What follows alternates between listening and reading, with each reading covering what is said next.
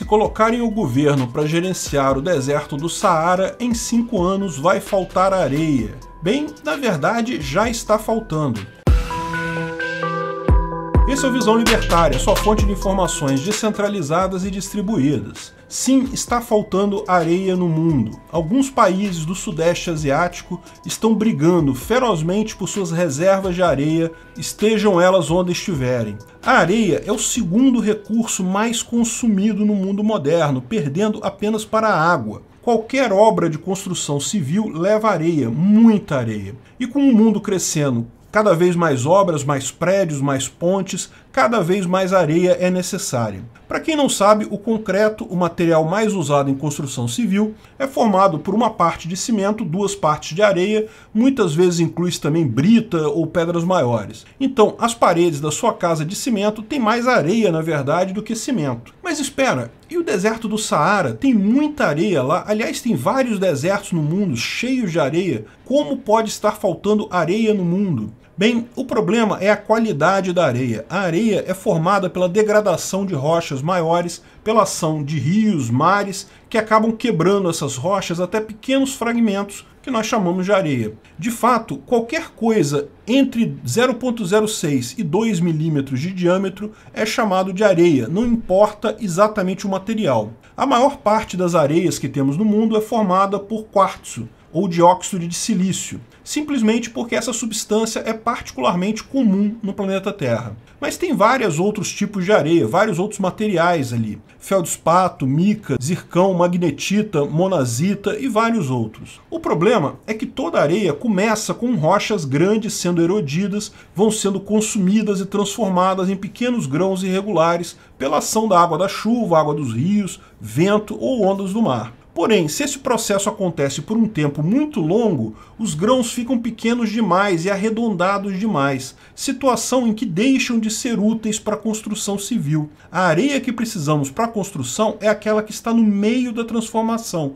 entre as rochas grandes inúteis e o pó fino inútil. O deserto do Saara, por exemplo, tem areia muito antiga, que pela ação do vento já são quase pequenas esferas muito pequenas. Esse tipo de areia até pode ser usado em acabamento, alguma coisa ou outra, mas para a mistura do concreto estrutural ela não é boa. Não tem as qualidades de resistência dos grãos um pouco maiores e irregulares. Além disso, a areia exposta aos elementos, como num deserto, tende a ter impurezas, que também podem tornar o concreto mais frágil. Então, de onde vem a areia que usamos de fato? Tipicamente do fundo de rios e estuários, onde as rochas carregadas pela correnteza do rio se transformaram em areia. A areia no fundo do mar também pode ser usada, mas tipicamente é mais usada como enchimento, visto que a quantidade de sal ali também pode afetar a qualidade do concreto. A areia de praias também pode ser usada em tese, mas tem o problema, lógico, de acabar com a praia. A questão toda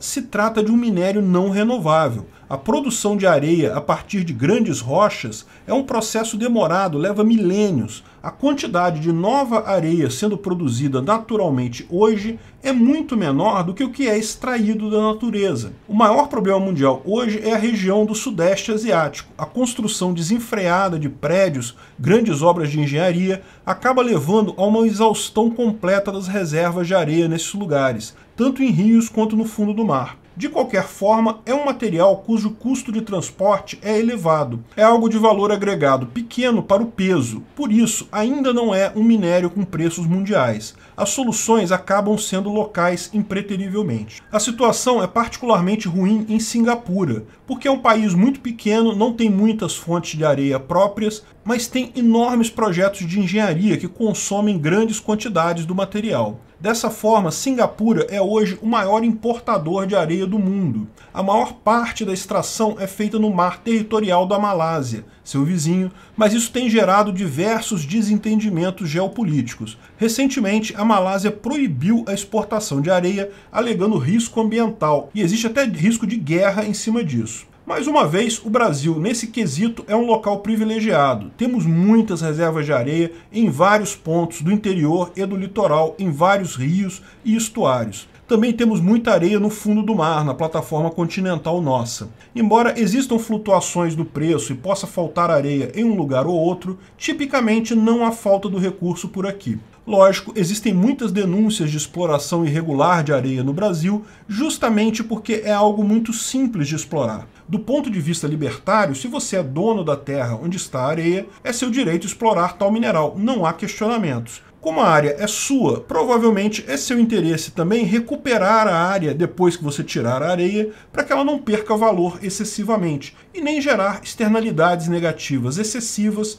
para evitar brigas com vizinhos. Porém, hoje, qual é o problema no Brasil? Existem largas partes do território brasileiro que pertencem ao governo, ou seja, ninguém é dono de fato. Acabam acontecendo muitas explorações irregulares sem ninguém para culpar por eventuais externalidades dessas explorações. E depois de tirada toda a areia, depois de totalmente exploradas, tais áreas são simplesmente abandonadas, se transformando tipicamente em lagoas estanques que levam bastante tempo para retornar ao estado natural. Se o cara não é proprietário, ele não tem interesse nenhum em recuperar o local. Como todo recurso escasso, o segredo para controlar a exploração da areia é a propriedade privada. O mercado se encarrega de medir a escassez justamente pelo custo do produto. Ainda não vemos isso aqui no Brasil, mas em vários países do Sudeste Asiático o preço da areia já é bem mais alto que o normal. E isso está correto. No final, o preço alto da areia já está fazendo com que pesquisadores investiguem alternativas, usos de outros materiais, inclusive de areia do deserto, para substituir o que hoje é areia de boa qualidade.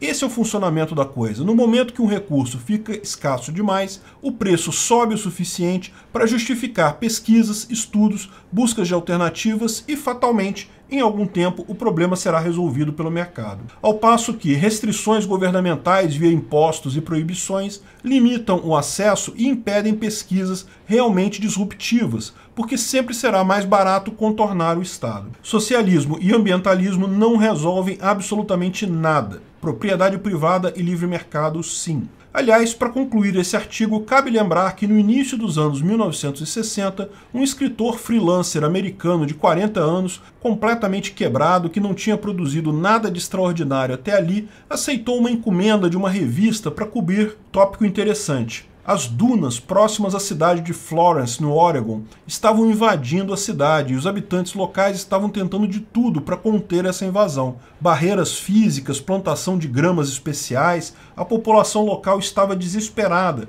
porque as dunas de areia simplesmente avançavam sobre a cidade e tudo que eles podiam fazer é sair da frente delas. O escritor era o padrão escritor americano de meia-idade, antissocialista, libertário, altamente extrovertido e com imaginação farta, mas completamente quebrado economicamente. Acabou ficando 8 meses escrevendo a reportagem até que desistiu, nunca entregou a reportagem para a qual foi contratado. Mas, nesse meio tempo, ficou encantado com as dunas. Poucos anos depois, esse escritor freelance, de nome Frank Herbert, lançaria um livro de ficção científica com o nome do acidente geográfico que o encantou, Duna. O livro foi um enorme sucesso na época e o é até hoje. Tem uma legião de fãs enormes, dentre os quais eu me incluo. O próprio Herbert escreveria mais 5 outros livros ainda em vida, e seus filhos, em conjunto com outros escritores, continuariam a saga com vários livros, sendo o último lançado em 2014. Mais do que isso, aquele primeiro livro inspirou inúmeros outros livros e filmes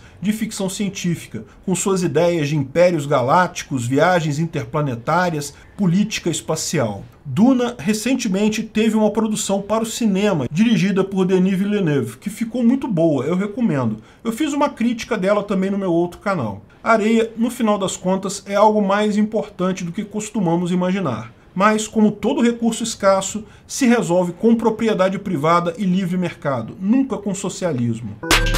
Obrigado pela audiência. Esse vídeo foi um oferecimento de armataweb.com, cloud e serviços de data center. 100% de compromisso com a satisfação e privacidade dos clientes. Aceitamos Bitcoin. Veja o link na descrição do vídeo. Se você gostou desse vídeo, clique no like e compartilhe ele em suas redes sociais. Se inscreva no canal para nos ajudar, clicando no botão vermelho abaixo. Se quiser ser avisado de novos vídeos, clique no sininho ao lado. Se você quiser comprar camisas e outros itens do Visão Libertária, veja nossos itens no site Pimenta no Café, pimentanocafé.com.br/Visão Libertária, tudo junto sem acento, ou clique no link da descrição. Até a próxima!